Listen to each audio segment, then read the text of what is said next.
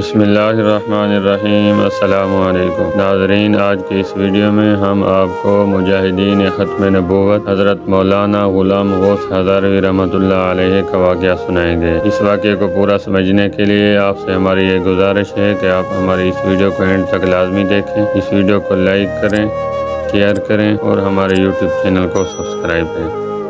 ناظرین، ایک مرتبہ حضرت مولانا غلام غوث ہزاروی رحمۃ اللہ علیہ کا اکلوتا بیٹا زین العابدین بیمار ہوا۔ مولانا صاحب ان کو ڈاکٹر کے پاس لے گئے۔ ڈاکٹر نے چیک اپ کرنے کے بعد مولانا صاحب سے فرمایا کہ مولانا صاحب، آپ کا بیٹا آج شام تک کا مہمان ہے، اس کا کوئی علاج نہیں۔ ڈاکٹر کے یہ الفاظ سن کر مولانا صاحب رو پڑے، اپنے بیٹے کو گھر لے آئے۔ گھر میں کھڑے اپنے بیٹے کی تیمارداری کر رہے تھے کہ دروازے پر دستک ہوئی۔ مولانا صاحب دروازے پر گئے، باہر ایک بوڑھے شخص کو کھڑے پایا۔ مولانا صاحب نے سلام و دعا کے بعد پوچھا، بابا جی خیریت سے آئے ہو؟ وہ کہنے لگا، خیریت سے کہاں آیا ہوں، ہمارے علاقے میں ایک قادیانی مبلغ آیا ہوا ہے، وہ لوگوں کو گمراہ کر رہا ہے، پوری امت گمراہ ہو رہی ہے اور آپ گھر میں کھڑے ہیں۔ مولانا نے جیسے ہی یہ بات سنی تو مولانا صاحب کی آنکھوں سے آنسو بہنے لگے۔ بیوی سے فرمایا، میرا بیگ کہاں ہے؟ بیوی نے مولانا صاحب کو بیگ اٹھا کر دیا اور آپ بیگ ہاتھ میں پکڑ کر گھر سے روانہ ہونے لگے۔ بیوی نے دامن پکڑ لیا اور کہنے لگی، مولانا صاحب آخری لمحات میں اپنے نوجوان بیٹے کو اس حالت میں چھوڑ کر کہاں جا رہے ہو؟ مولانا صاحب نے آسمان کی طرف نظریں اٹھائیں اور رو کر روانہ ہونے لگے۔ تو جاں بلب بیٹے نے کہا،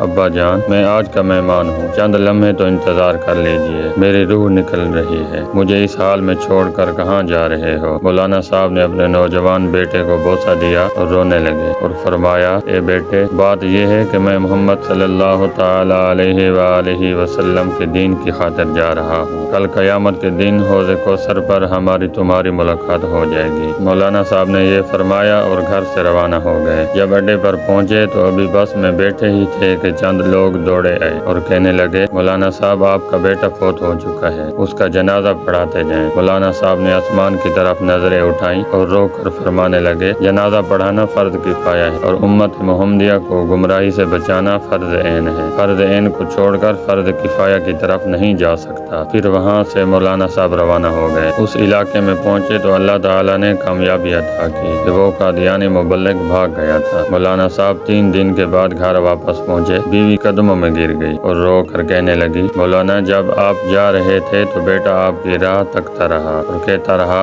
جب ابا جان واپس آئیں تو انہیں میرا سلام عرض کر دینا۔ مولانا صاحب نے جب یہ سنا تو فوراً اپنے بیٹے کی قبر پر گئے اور دعا مانگنے لگے، اے اللہ، ختم نبوت کے وسیلے سے میرے بیٹے کی قبر کو جنت کا باغ بنا دے۔ مولانا دعا مانگ کر گھر واپس آئے تو رات بیٹے کو خواب میں دیکھا۔ بیٹے نے اپنے ابا سے ملاقات کی اور کہا، محمد صلی اللہ تعالی علیہ وآلہ وسلم کے رب کی قسم، ختم نبوت کے وسیلے سے اللہ تبارک و تعالی نے میری قبر کو جنت کا باغ بنا دیا ہے۔ ناظرین، ختم نبوت کے اس مجاہد کو دنیا حضرت مولانا غلام غوث ہزاروی رحمۃ اللہ علیہ کے نام سے جانتی ہے۔ ایسے تھے ہمارے اکابر جنہوں نے ناموس رسالت کی خاطر اپنا سب کچھ قربان کر دیا۔ اے اللہ، جو اسے آگے شیئر کرے اس کی تمام مشکلات دور فرما اور اس کو ضرور جنت میں داخل فرمانا۔ اے اللہ، ان کے وسیلے سے ہماری بھی مغفرت فرمانا، آمین ثم آمین۔ ناظرین، ہم امید کرتے ہیں کہ ہماری آج کی یہ چھوٹی سی ویڈیو آپ کو پسند آئی ہوگی۔ اگر ہماری ویڈیو آپ کو پسند آئی ہے تو اس ویڈیو کو لائک کریں،